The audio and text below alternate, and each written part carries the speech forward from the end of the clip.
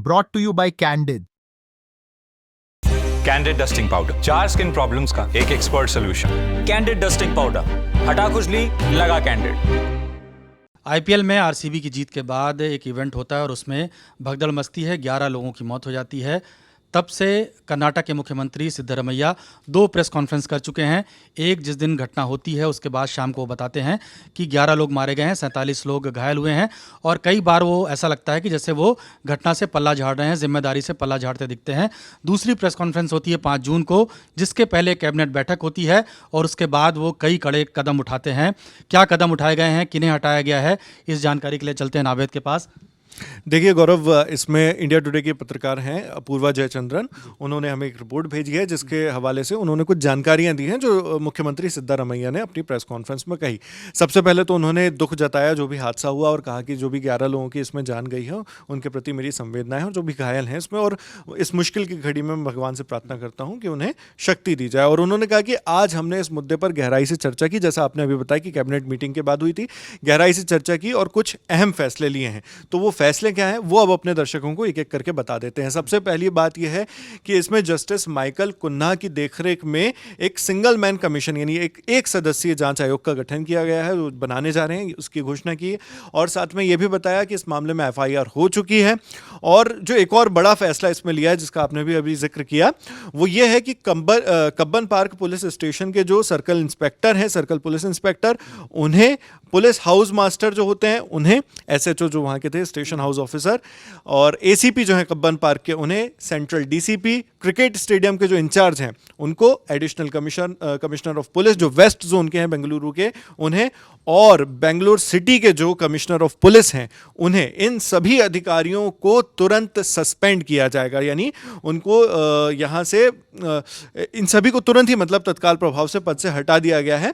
और साथ में जो इसमें जानकारी मैं एक बार फिर आपको शॉर्ट में बता दूं कि ACP Cubbon Park, central DCP, cricket stadium incharge, additional commissioner of police west zone और कमिश्नर पुलिस, यानी यहां पर आप गौरव जानते हैं कि कमिश्नर ऑफ पुलिस को भी हटा दिया गया है। आमतौर पर यह देखा जाता है कि मुख्यमंत्री के पद पर जो रहता है और सरकार में जो रहते हैं तो वो राजधानी है, क्योंकि बेंगलुरु कर्नाटक की, कि वहां के उस राजधानी के सिटी के कमिश्नर को भी सस्पेंड करने की यहां पर बात की गई है, जबकि वो आमतौर पर सरकार के करीबी माने जाते हैं यहां पर। और एक और चीज मैं बता दूं कि मुख्यमंत्री सिद्धरमैया ने यह भी कहा कि आरसीबी जो रॉयल चैलेंजर्स बेंगलुरु है, KSCA Karnataka state cricket association भी जो है ये पूरा इवेंट जो करवा रहा था, और डीएनए इवेंट मैनेजमेंट कंपनी जिसके देखरेख में, जिसने पूरा ये मैनेज किया था इवेंट, उनके जो रिप्रेजेंटेटिव्स हैं उनको भी गिरफ्तार किया जाएगा, इसकी भी घोषणा की है।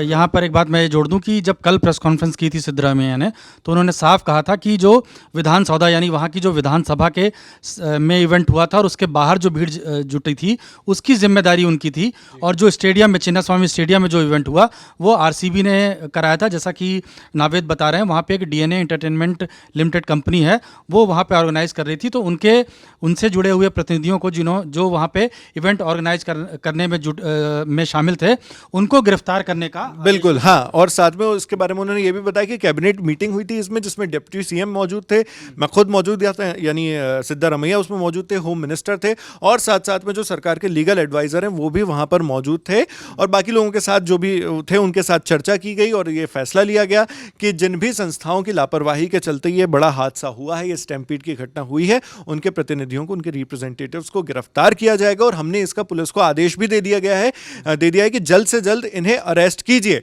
और उन्होंने ये भी कहा कि ये जो दुर्भाग्यपूर्ण घटना हुई है, हमें उम्मीद नहीं थी कि ऐसा होगा, लेकिन जो मृतकों की आत्मा है उनकी हम शांति की प्रार्थना करते हैं। और तीसरा इसमें एक बड़ा ऐलान ये भी था कि इस मामले की जांच के लिए सीआईडी को इसको असाइन कर दिया गया है, यानी सीआईडी को जांच सौंप दी गई है, ये भी मुख्यमंत्री ने कहा है।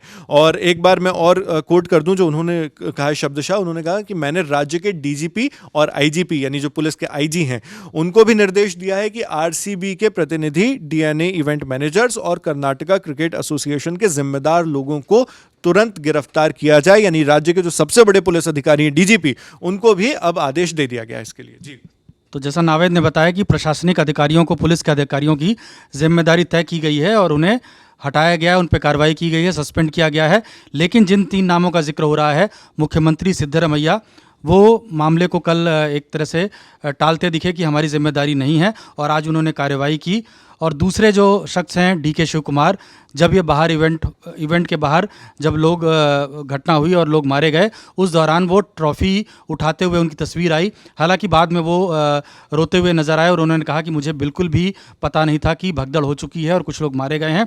जो तीसरे शख्स हैं वहाँ के गृह मंत्री जी परमेश्वर, वो जब आज मुआयना करने पहुँचे घटनास्थल का, उसके बाद जब मीडिया उनके सामने आती है, उनसे सवाल करती है, तो वो पीठ दिखाकर भाग जाते हैं।